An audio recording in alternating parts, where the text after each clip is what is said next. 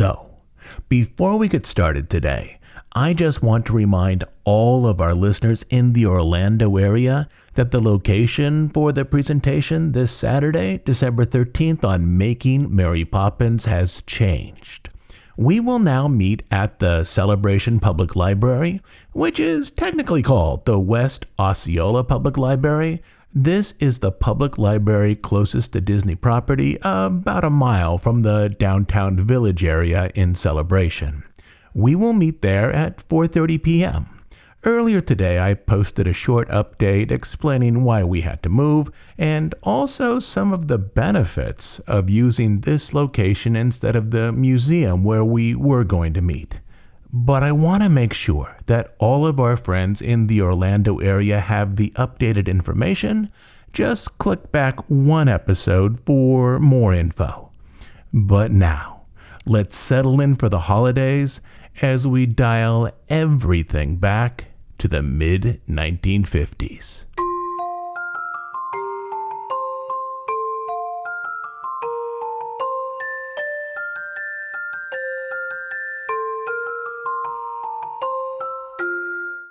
Let's start here with Walt's plans for that very first Christmas.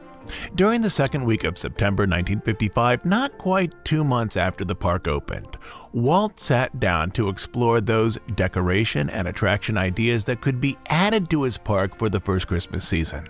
The art directors had already met and signed off on a plan that they felt feasible. Near the top of this list was an attraction called Christmas Card Hill. In Disneyland's early days, just to the right of the castle where the Matterhorn roughly stands, was a fairly large hill. This hill had been created with dirt that had been scooped up out of the castle moat during the park's construction. Rather than move it, Walt refashioned it with walking paths, pine trees, and even for a while picnic tables. For Disneyland's first Christmas, Walt proposed turning this hill into Christmas Card Hill. At its top would be a 75-foot tall Christmas tree. It would be crowned with an enormous star visible from almost anywhere in the park, and along those walking trails would be Christmas cards that came to life. Each would be around 8 to 10 feet tall. One would feature Santa, perhaps with some mechanical animation for the toys or other stage items. Another would feature the image of a choir boy next to a stage where a small choir would perform.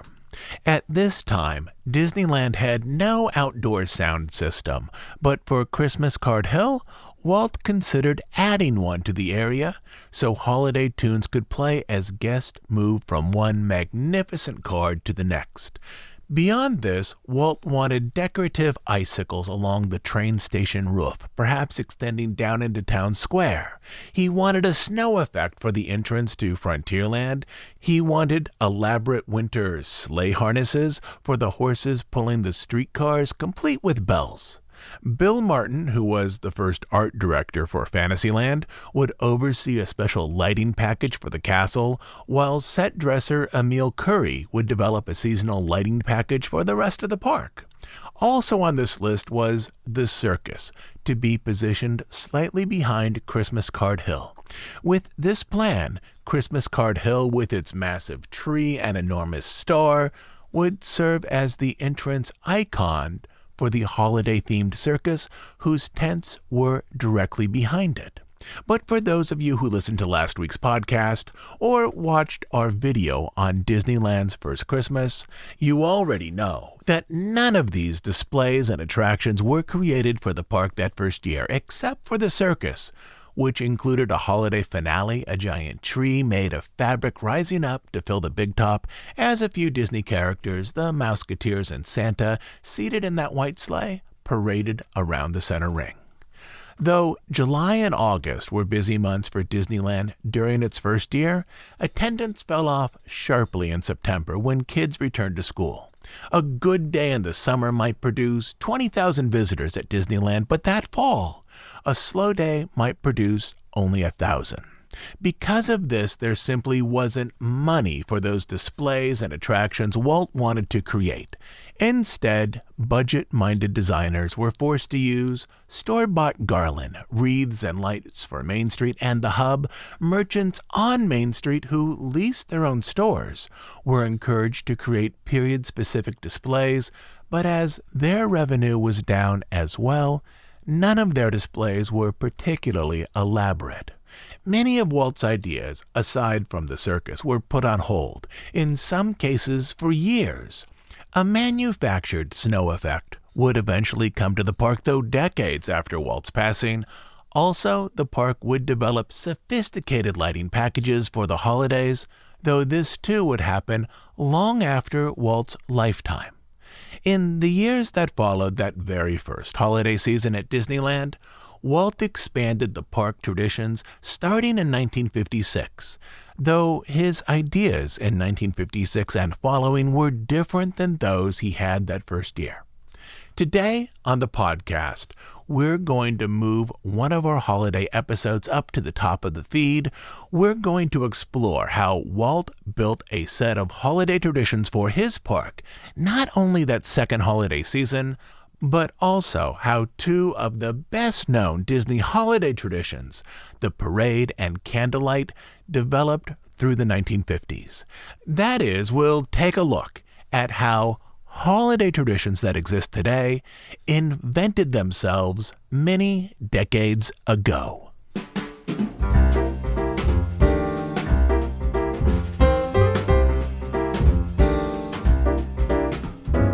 The traditions of holiday music started in 1955 when Walt Disney contacted Dr. Charles Hurt, a professor at USC. Hurt had worked at the university since 1942, where he started the program in choral music. At that time, he took over the existing Madrigal Singers, a group loosely overseen by one of the deans, and formed a new a cappella performance group made up typically of a dozen students intent on careers in music, eventually called the Chamber Singers. One of Dr. Hurt's students recalled, quote, "He had a personal call from Walt Disney to bring some choirs out for Christmas and just had some volunteer choirs singing around in front of the castle for the first year." In 1955, Hurt arranged for his chamber singers to work at Disneyland dressed in rented Victorian costumes as carolers for 2 weeks. Disney also asked him to develop a program to bring visiting school, church, and community choirs as guest performers during the holiday season. These visiting choirs would, a few years later, become the inspiration for the Candlelight Processional, but that first year, community school and church groups performed small concerts of holiday music on a wooden band stage positioned just to the left of the castle, not far from the entrance to Frontierland. Some of the invitations were arranged through Hurt's connections with local choirs, and others were arranged through the entertainment department at Disneyland. Together, these efforts produced a modest Christmas package of community choirs and student performers. In 1956, Hurt returned with his a cappella singers. Again, they were dressed in Victorian costumes and performed around Main Street and in various restaurants. Quote, "I trained the Disneyland carolers," Hurt said. "This included teaching the singers how to respond to people in the park. For example, if a little girl walked up to one of the singers, the caroler would sing directly to the child." At the time, Disneyland leased space on Main Street to outside companies. Timex had a shop, as did Kodak and Gibson greeting cards. There was the Swift Market House, the Upjohn Pharmacy, the Wurlitzer Music Hall, and an actual working branch of Bank of America, where guests could cash checks. Quote, "Our primary job," one early performer in Dr. Hurt's group recalled, "was to entertain the lessee's customers," meaning that live music was used in part to draw customers into the leased stores along Main Street.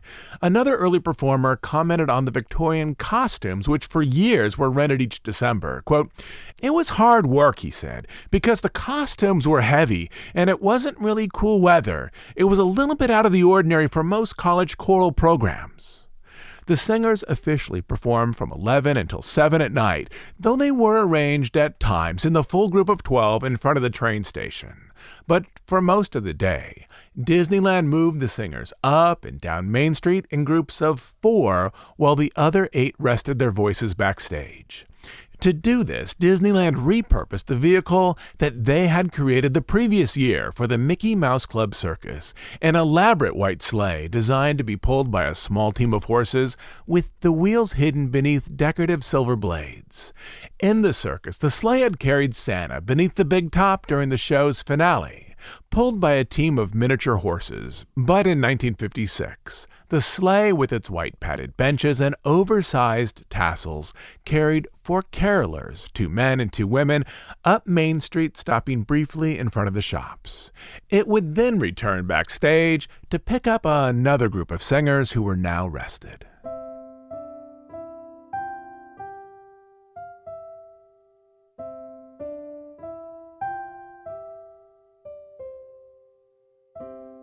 Along with the Victorian carolers for what was officially called Disneyland's second annual holiday festival, the park themed many of its show areas to a turn-of-the-century Christmas, with most of the holiday presentations scheduled around Main Street or on the wooden bandstand, which had now been moved from the hub area to the back of Adventureland.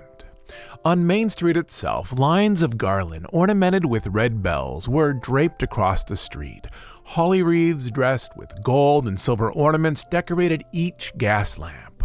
On top of the Red Wagon Inn, a team placed half-scale reindeer figurines at the front of the roof. And attached to the 2nd and 3rd floor roofs of Main Street buildings were wooden cutouts of various Christmas scenes. Some were religious, such as the 3 wise men above the Main Street Emporium and a Madonna and Child above the bank, and others were traditional. Santa in his red suit, and a wagon piled with carolers. Though in its later years, the Christmas tree would find its home in Town Square, in 1956, once again, a 40-foot live tree was placed in the Central Plaza, or the Hub, exactly where the partner statue now stands. Its boughs were lightly dressed with ornaments and silver garland, though the garland only encircled the lower boughs, as though most decorations were placed there by hand. Outside of Main Street, the park added touches of holiday color to Fantasyland and Frontierland. In Fantasyland, the toy store decorated its windows with holiday displays. The castle, too, was dressed with garland and wreaths, and along the castle's side paths, the white lampposts were encircled with red ribbon, giving them the striped appearance of candy canes. The Golden Horseshoe Saloon hung garland above its entrance, draped in links along its exterior balcony. And in the little town of Rainbow Ridge, where once ran the mine train, a miniature wreath was hung from one of its scale model buildings, the Last Chance Saloon. As for live entertainment, church and school choirs continued to perform at the old bandstand, seasonally renamed the Holiday Bowl, with the bandstand now positioned at the back of Adventureland, in an area called Magnolia Park, roughly where the Swiss Family Robinson treehouse was later built. The performances would range from community choirs to college choirs, some even featured elementary school children. But one performance that year marked a step toward the candlelight processional. During Disneyland's first year, on the day after Thanksgiving and the opening of the Mickey Mouse Club Circus, the park had hosted a choral event in which multiple choirs sang together in front of the train station. The following year, on Saturday, December 15, 1956, this blended choir increased to, as one paper noted, quote, 500 voices strong to officially open Disneyland's Christmas season. Among them were 111 hand-selected members from a high school choir of over 200 students in Redlands, California. Again, they sang a range of songs from Winter Wonderland to Silent Night. Still, this event wasn't the candlelight processional, though by degrees it was slowly moving in that direction.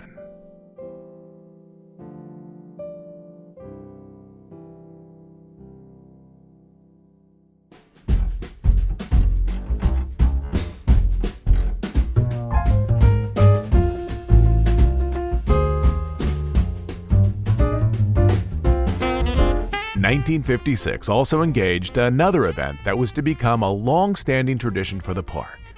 Disneyland hosted both of the Rose Bowl football teams. Back during the park's first year, only the out-of-state Michigan team made its way to the park. In 1955, the outing was a casual event where players were guests of Walt Disney. After a morning practice at East LA Junior College, 44 Michigan State Spartans with coaches loaded a pair of buses headed for the park.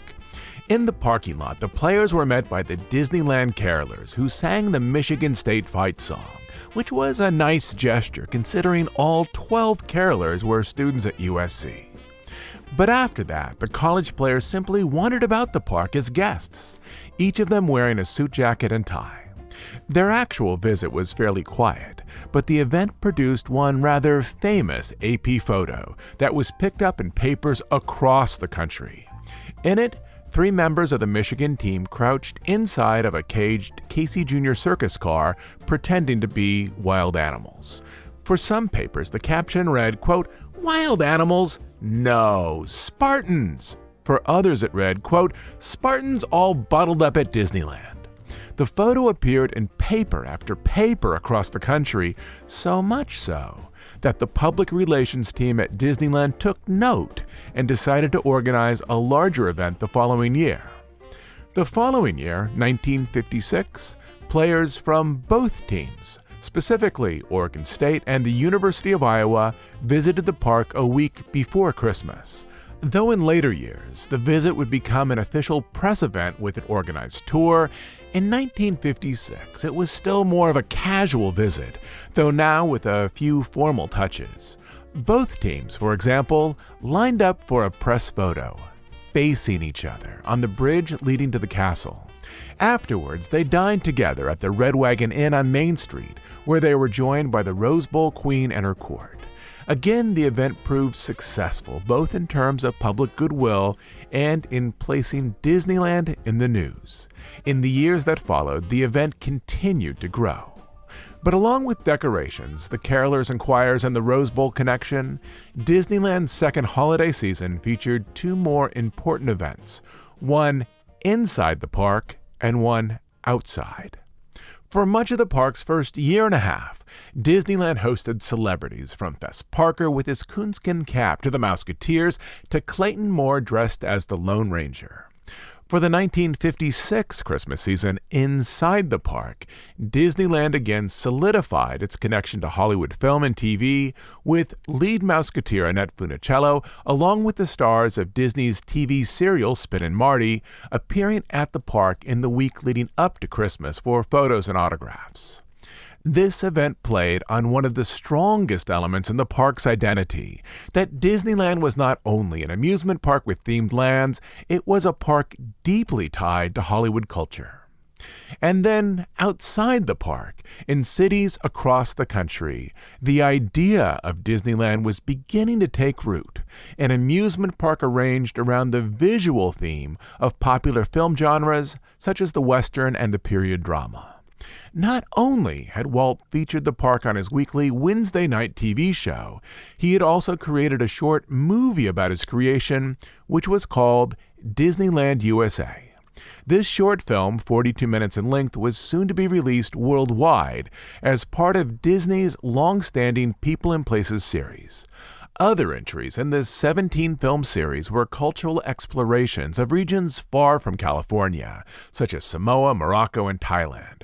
But this one film was a 42-minute tour of the park in Technicolor, with its aspect ratio stretched out to CinemaScope. The film had its world premiere that Christmas season on Saturday, December 22, 1956, at the Fox Anaheim Theater at 500 North Harbor Boulevard. In a postmodern flourish, this theater was located on the exact same street as the park itself, meaning that audience members could literally watch on screen a location that they could view in person by driving about 5 miles down the road. More importantly, this premiere was arranged as a benefit for the St. Joseph Hospital in Orange. As such, Disneyland Entertainment was on board to help sell tickets and arranged for the cast of the Golden Horseshoe Revue to appear live on the Fox stage immediately before the film. Tickets cost between $15 and $25. That is between $30 and 50 times the cost of an average movie ticket in 1956, or 10 times what an actual trip to Disneyland cost during the same year. But as the event was for charity, specifically to fund the expansion of a hospital, the mayor and county supervisors got behind the event. The park as well supported it, absorbing all cost of the premiere, so 100% of the funds raised would be given to St. Joseph's Building Fund. As the audience in the Fox Theater fell into the final days of the 1956 Christmas season, up on screen, they would see the cinematic remains of Disneyland's 1955 Christmas season, the festive circus parade that rolled down Main Street to kick off the poorly attended Mickey Mouse Club Circus, which had been the centerpiece holiday entertainment at the park the previous year. But one of the elements still missing from the park during its second year was a holiday parade.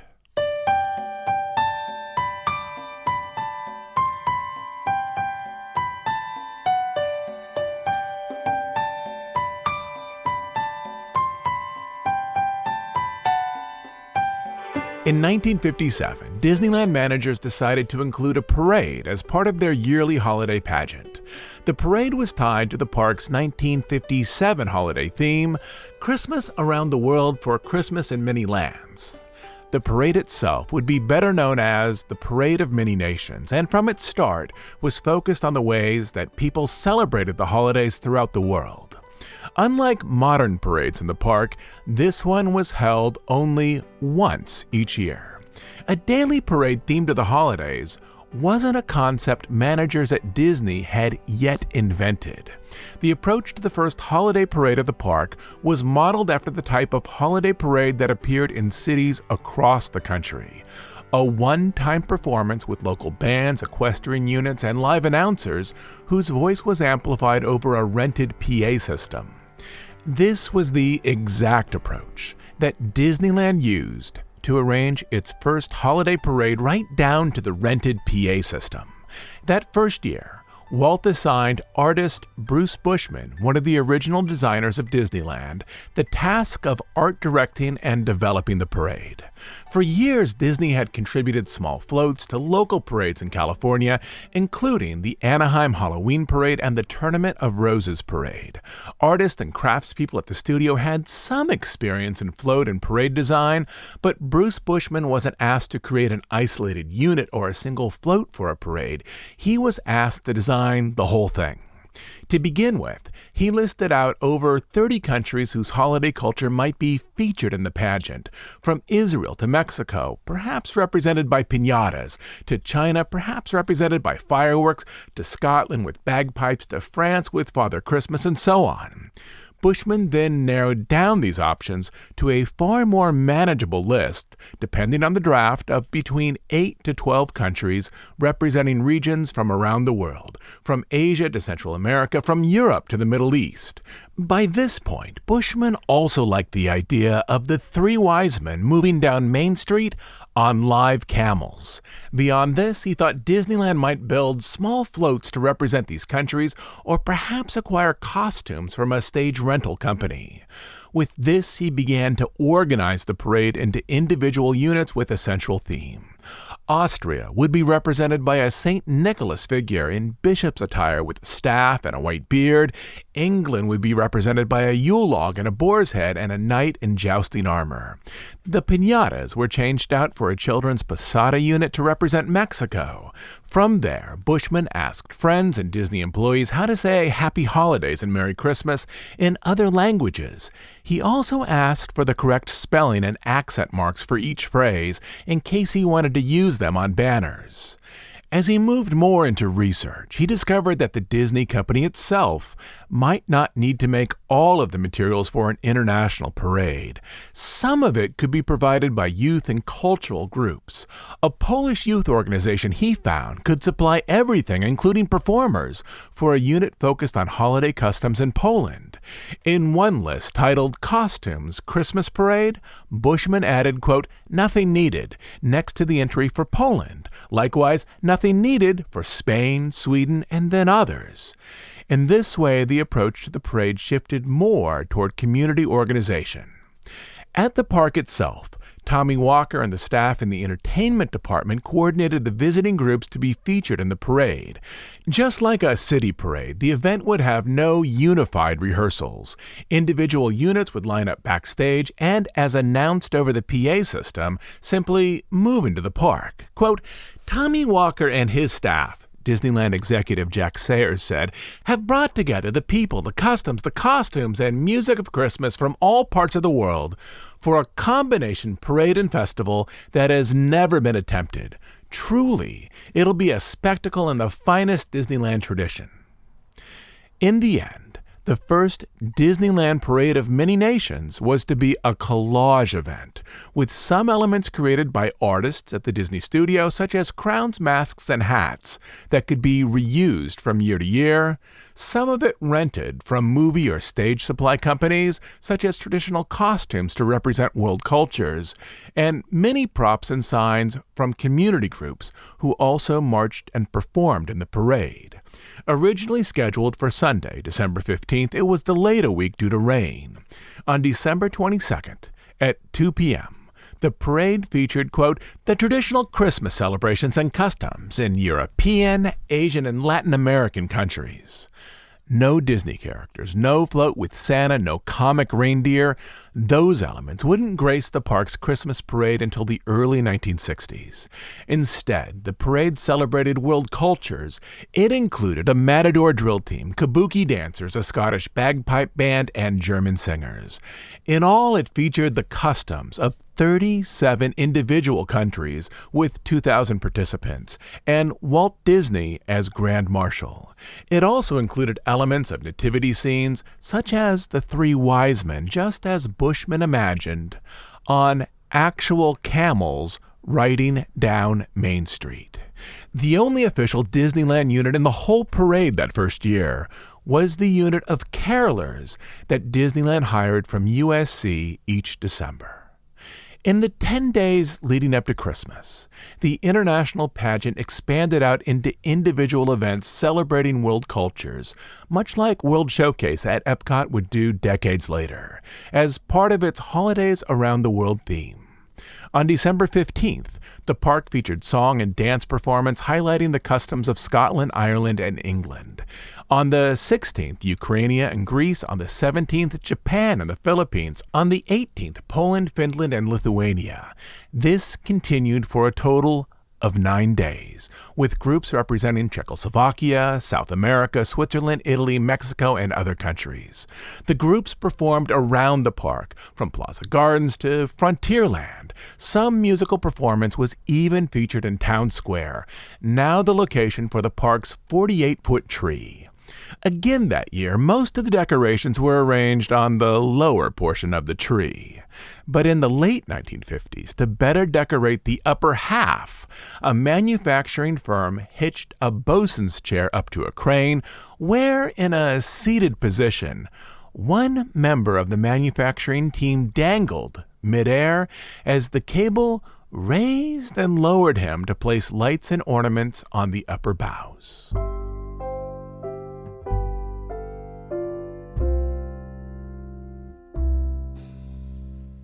That same year, 1957, the park continued to invite choirs to perform individually.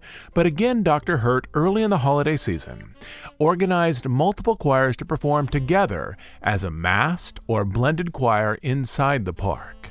That year, the massed choir expanded to 900 singers. This time they moved through the park, ending in the plaza not far from the castle.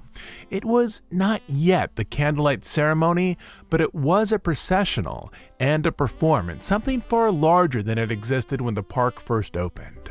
The following year, both of these festivities continued to expand, with the festival name shortened officially to just Christmas in Many Lands. The parade, held on December 21st, included 3,500 participants, with 50 international groups. Some of the new performing groups showcased the cultures of Sweden and Australia. Also in 1958, the park formalized the masked choir performance into a candlelight processional in which choirs moved together down Main Street singing traditional Christmas songs. In its first year, the processional was performed 5 times, 4 evening performances from December 20th through the 23rd, and 1 afternoon performance on Christmas Eve featuring a youth choir. Each processional in part was performed in Town Square, with over a dozen choirs gathered around the flagpole. Quote, "When we first did the ceremony in 1958, Dr. Hurt explained, the carolers all gathered around the flagpole in Town Square. It was a beautiful ceremony, but we made one mistake. It was difficult for people to see since the singers were all in a circle with me in the center conducting. So the next year, bleachers were constructed adjacent to the train station, so the carolers were facing the spectators on Main Street." In 1959, candlelight expanded out to 2,200 singers. In the years that followed, choirs arranged themselves on the steps of the train station so crowds could better see them.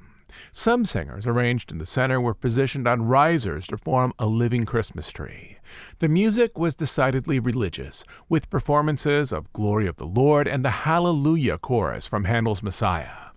In 1961, the first celebrity narrator was actor Dennis Morgan, who, with 875 singers, moved down Main Street to gather at the train station, where he narrated the traditional Christmas story, the birth of Christ presented in the New Testament Gospels.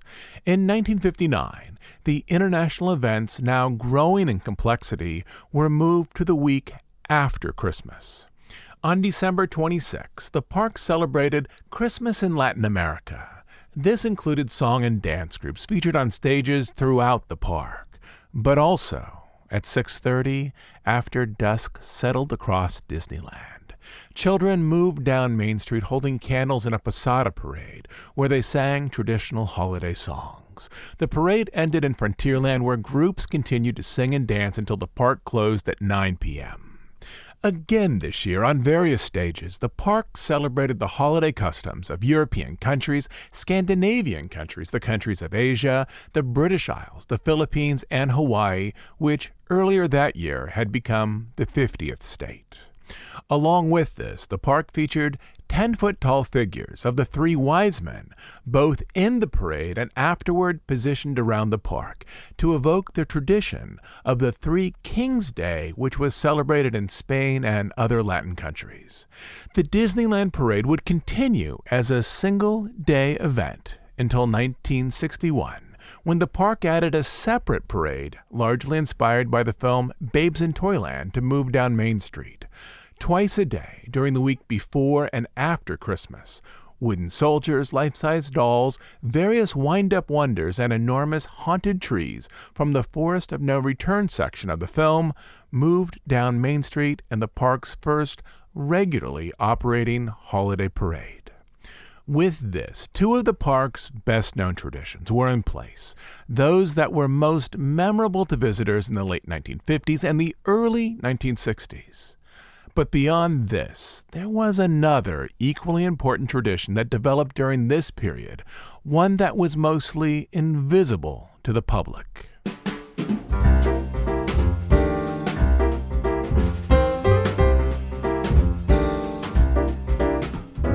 For decades, Disney employees at the studio had developed their own wintertime traditions. And in the late 1950s, the park slowly developed events that would shape the traditions of its own employees who would later be called cast members.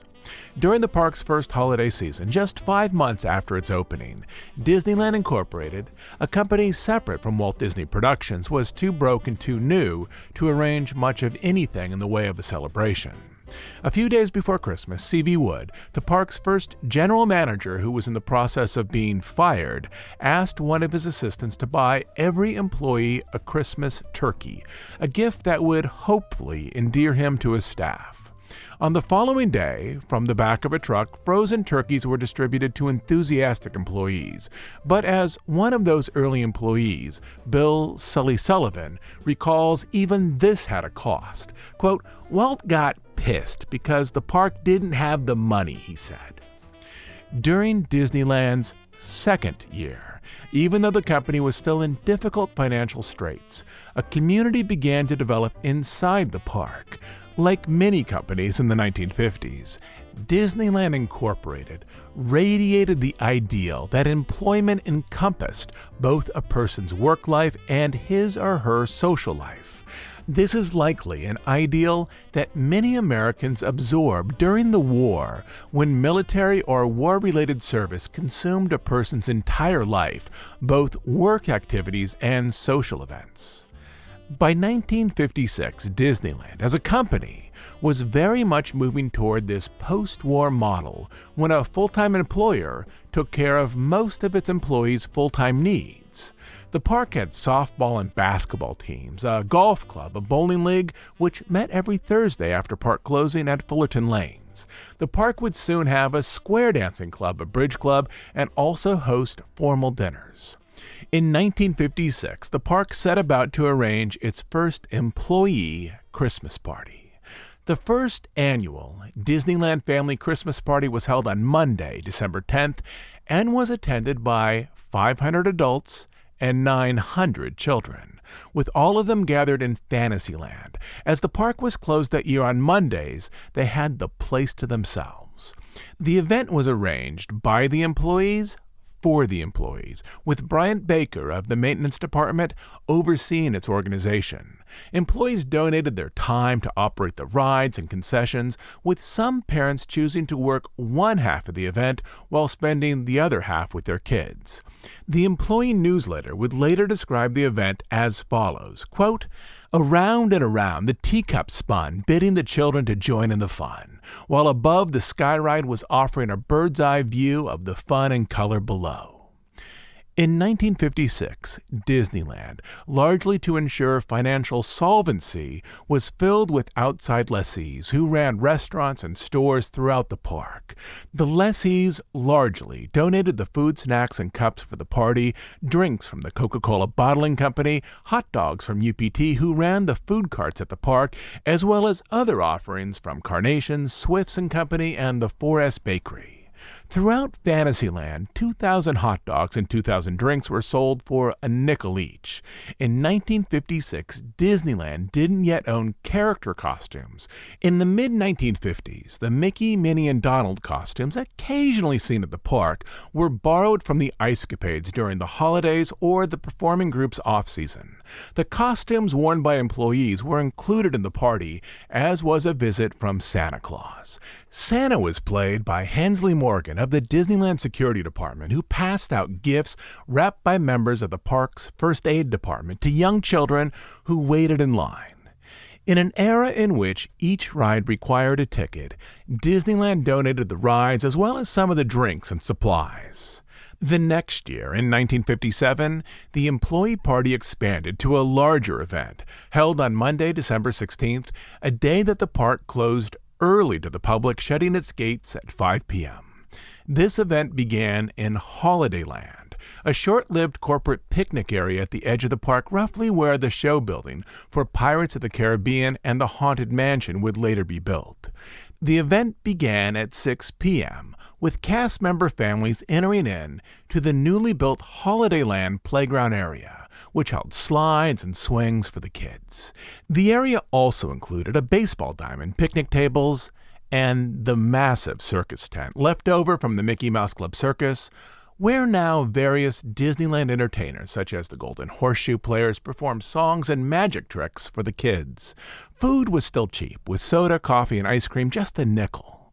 During regular park hours, depending on where you ate, a single scoop of ice cream or sherbet in comparison would cost between 20 and 30 cents. This year, hot dogs at the party were now a dime. At 7:30, the park opened up the Fantasyland area for employees and their children, including the newest rides at the edge of the park, namely Midget Autopia, Junior Autopia, and the Viewliner. The third annual Christmas party, held on Tuesday, December 16th, also in Fantasyland, though employees were advised, quote, "There is a possibility that areas of Tomorrowland and Frontierland may be pressed into service if the response to the party invitation is as widespread as it was last year." The fourth annual party was held on Monday, December 14th, again around the park's newest attractions, such as the Matterhorn. By now, the park was on firm financial ground, with a large year-round workforce. That casual first party, with its 1,400 attendees, had now more than tripled to a party consisting of over 5,000 guests. And from there, it continued to grow.